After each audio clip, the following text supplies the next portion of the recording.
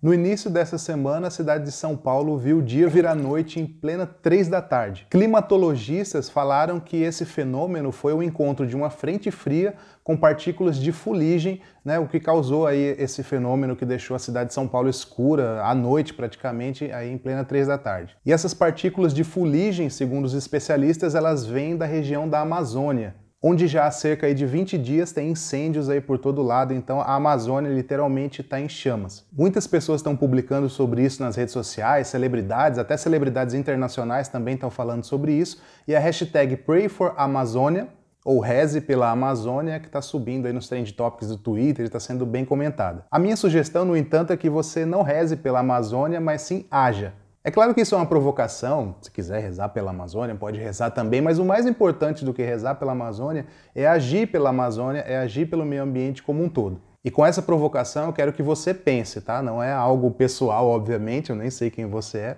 mas eu lancei essa provocação aí para trazer você aqui para a gente conversar a respeito de um assunto muito importante. Por que é que tem tanto incêndio na Amazônia, no Cerrado e em outros biomas do Brasil? Criadores de gado costumam colocar fogo em grandes áreas para abrir pasto, né, para colocar esses animais lá. E lá na Amazônia tem muito disso também. Muito dos bois consumidos aí na cidade de São Paulo, inclusive em outras regiões do país, eles são criados na região amazônica, piorando muito a situação do meio ambiente de lá. Ah, Fábio, então você está me dizendo que essa fumaça, essa fuligem, essa coisa toda que aconteceu em São Paulo é resultado do pedaço de carne? Dá para afirmar que foi pecuarista que fez esse fogo lá na Amazônia? Não, é lógico que não dá para afirmar, porque tem outros fatores também.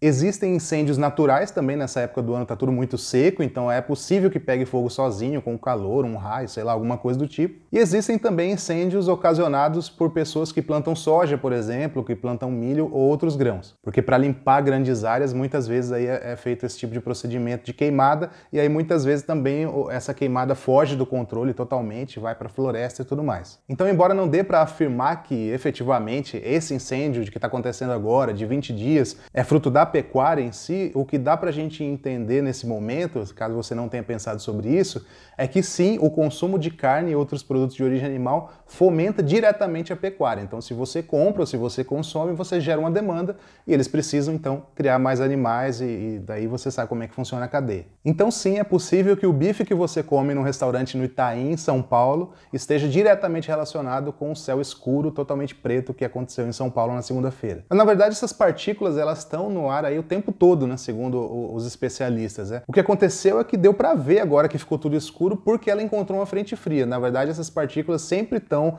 pela região sudeste, por outras regiões do país aí, e realmente vêm dessas queimadas que acontecem no centro-oeste e também no norte do país. Ah, Fábio, mas você falou agora que pode ser também uma plantação de soja, uma plantação de milho. Ah, então os veganos também são culpados disso? Na verdade, a gente só tem essas monoculturas gigantescas por conta exatamente da produção de gado. A gente não precisaria de tanto espaço como é hoje para plantar soja do jeito que é, milho e sorgo e outros grãos, se não fosse para fazer ração para animais, justamente para aquele bife lá da berrine que eu citei. E não só para carne consumida no Brasil, mas o Brasil exporta muitos grãos também. A China importa muita soja do Brasil. Inclusive, atualmente, o Brasil é o país que mais exporta soja para a China. E por que tanta soja para a China e para outros países asiáticos? Porque lá eles não têm o mesmo espaço de terra que a gente tem aqui para criar animais, por exemplo. Aqui no Brasil é um boi por hectare, mais ou menos. Então ele é criado, na maioria das vezes, em regime extensivo, ou seja, esse hectare inteiro para um boi, então ele come muito pasto, come ração também, mas não é tanto como em outros países. Se você pega China, Japão e também países da Europa, você precisa dar muita ração para esses animais porque eles são quase sempre criados em regime